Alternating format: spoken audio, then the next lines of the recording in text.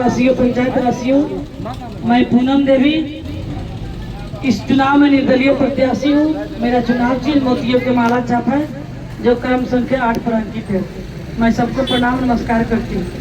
बंधु, चुनाव का टाइम है और इस चुनाव में बहुत सारे प्रत्याशी क्षेत्र में हैं और सभी लोगों का भविष्य, अपने बाल बच्चों का भविष्य और अपने राज्य का, गांव का विकास का भविष्य आप ही लोगों के ऊपर टिका हुआ है। जनता मालिक है और जनता जिसको वोट देती है वहीं जाकर गांव और अपने राज्य के लिए, विकास के लिए सोचता है और काम करता है। तो आप लोग इस समय बहुत सोच समझ कर चुनाव कीजिएगा,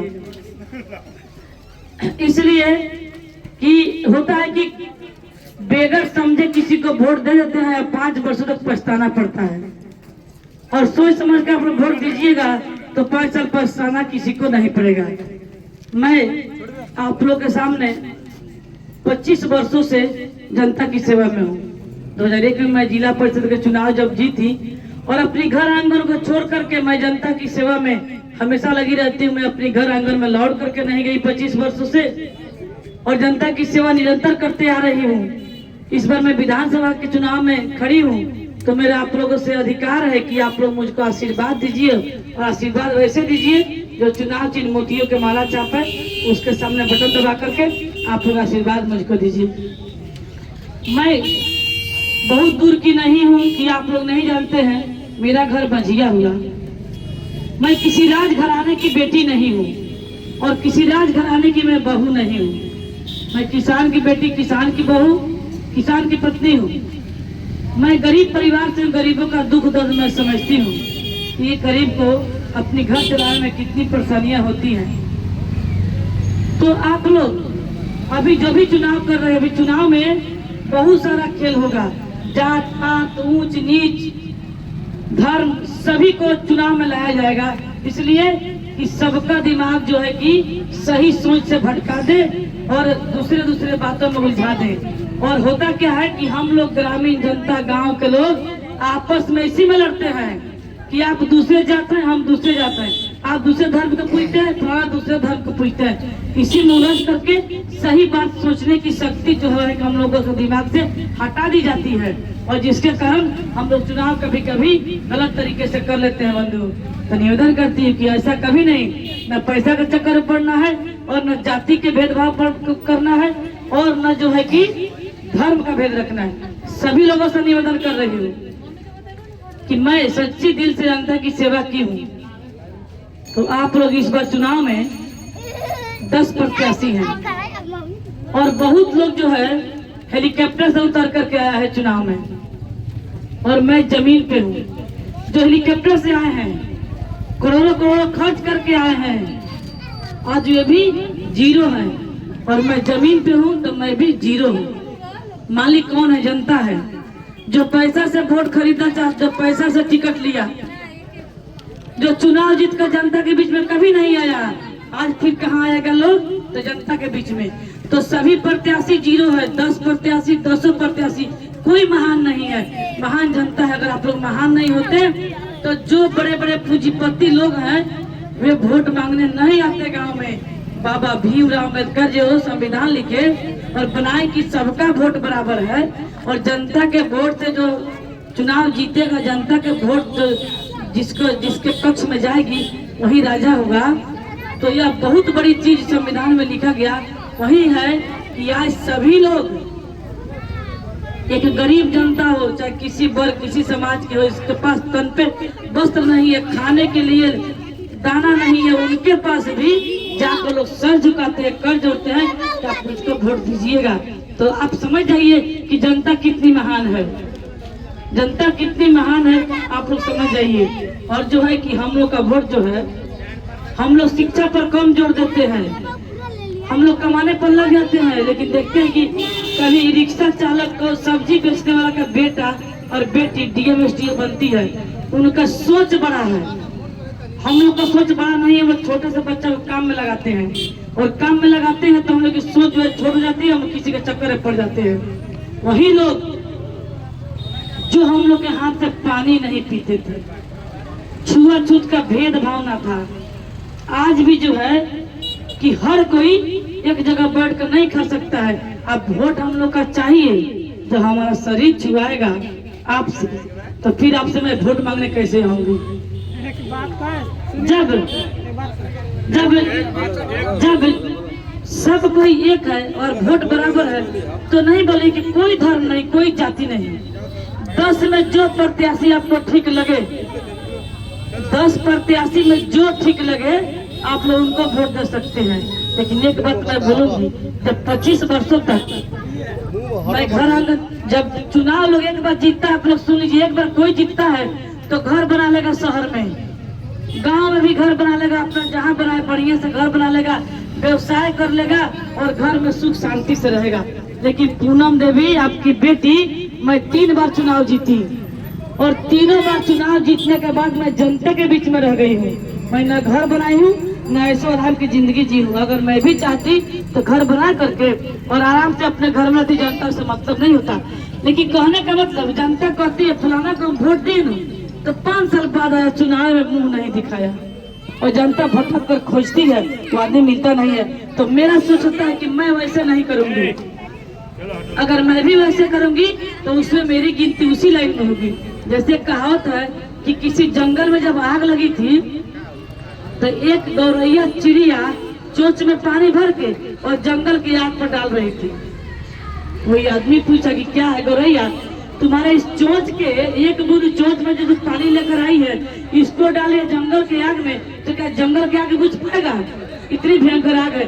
गौरैया क्या बोली कि देखिए, मैं जंगल की आग मैं जान रही हूँ कि मेरी एक चोंच, एक बूंद पानी से जंगल की आग नहीं बुझेगी, लेकिन जिस दिन इतिहास लिखा जाएगा उस दिन जंगल जलाने वाले में नाम नहीं मेरा, आग बुझाने वाला में नाम लिखा जाएगा। तो मैं भी वही चाहती हूँ कि बहुत बड़ी आबादी है, बहुत बड़ी क्षेत्र है, लेकिन मैं वही चाहती हूँ कि लोग बोलता है जीत कर लोग नहीं घूमता है, तो वह दाग पूनम देवी पर नहीं लगे। लोग सब लोग कहे कि पूनम देवी जीत करके क्षेत्र में घूमती है। मैं भी यही चाहती गौरैया जैसा कि मेरा भी नाम आग लगाने में नहीं, आग बुझाने वाला में लिखना चाहिए। तो आप लोगों से निवेदन करती हूँ कि आप लोग किसी के बहकावे में नहीं आइए, माला छाप कर वोट दीजिए। और मैं वादा करती हूँ कि जब मैं जीतूंगी तो 3 विधानसभा, 3 ब्लॉक मिलाकर के सरिया विधानसभा है, संग्रामपुर, केसरिया और कल्याणपुर, तीनों ब्लॉक में अग्निशामक यंत्र नहीं है। और यह प्रस्ताव मैं जिला परिषद में थी तब भी मैं दी थी, है कि जब आग लगती है तो मोतिहारी से गाड़ी आते आते पता चलता है जिस गांव में अगला सारा गांव जलकर खत्म हो गया। तो मैं जीतूंगी, आप लोग के अधिकार, आप लोग के वोट से आप लोग आशीर्वाद दीजिएगा। मोती के माला छाप जो 8 नंबर पे है उस पर बटन दबाएंगे तो आशीर्वाद मुझको मिलेगा। तो मैं सबसे प्रथम तीनों ब्लॉक में एक एम्बुलेंस देने का मैं काम करूंगी कि कहीं भी, सॉरी, अग्निशामक देने का काम करूंगी कि कहीं भी आग लगे तो तुरंत फोन कीजिए, तुरंत गाड़ी पहुंचे और गांव को जलने से बचा ले। बंधु, हॉस्पिटल की बात है, हॉस्पिटल भी दूर है, गांव गली में सब कोई संपन्न नहीं है, दिक्कत होती है। गार्जियन लोग बाहर आते हैं, महिलाएं अकेले रहती है। ये अभी मैं सोची हूँ कि अगर मेरी सरकार, अगर आप लोग वोट देते हैं, मैं चुनाव जीत जाऊंगी तो तीनों ब्लॉक में एक एम्बुलेंस अपनी निजी कोष से मैं दूंगी कि जहाँ भी किसी को दिक्कत हो सरल तरीके से हॉस्पिटल पहुँच जाए। 35 पंचायत केसरिया विधानसभा में है।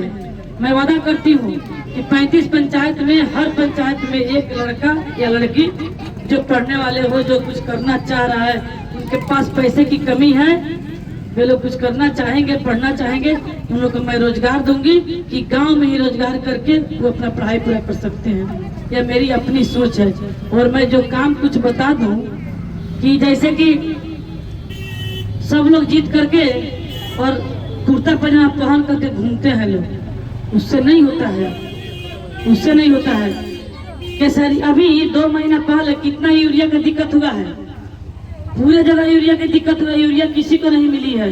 अगर आपके 5 बोरा के हकदार हैं तो यूरिया मिला है 1 बोरा, और रेट कितना, 800 से 850 रुपया।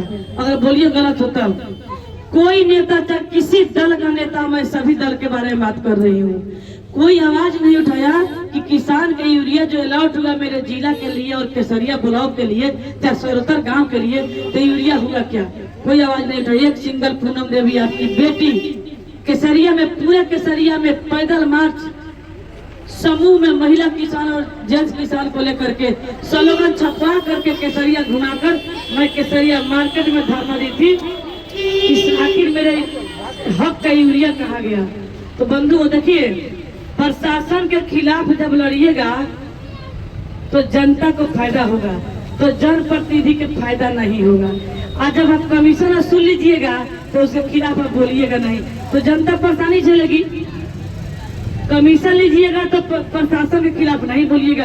पूनम देवी कमीशन नहीं लेती है, प्रशासन के खिलाफ बोलती, गलती जो करे उसके खिलाफ मैं बोलूंगी, वो चाहे कोई सरकार हो, किसी से हमको मतलब नहीं है। उसके बाद देखिए, घुसियार आप लोग गाँव जानते होंगे, मधुबनी पंचायत में है, 11,000 का तार नीचे लटक गया था। दरियापुर घुसियार जी, दरियापुर के पास घुसियार 11,000 का तार नीचे लटका था। एक लड़का सट करके मर गया और मरने के बाद रोड जाम हुआ, थाना पहुंचा, सीओ पहुंचे, पोस्टमार्टम हुआ, लाश का दाह संस्कार हो गया, कल से कोई पूछने वाला नहीं है। और बिजली विभाग के यहाँ फोन किया गया, स्थानीय मुखिया फोन किए, मैं भी फोन की, वहाँ का जनता लोग फोन किया, तो बिजली विभाग का अफसर कोई फोन रिसीव नहीं किया और पूछने तक नहीं आया। मैं वहाँ पहुंची, मैं पेपर में देखी कि एक आदमी मर गया लाइन में सट कर, वो भी बाप मतारी के इकलौता बेटा।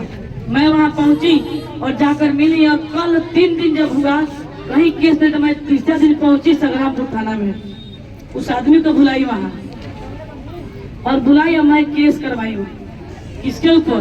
बिजली विभाग के एक्जीक्यूटिव इंजीनियर के पद के ऊपर चकिया। और मैं केस इसलिए कराई कि अगर तार लटका नहीं होता तो बच्चा तो नहीं मरता।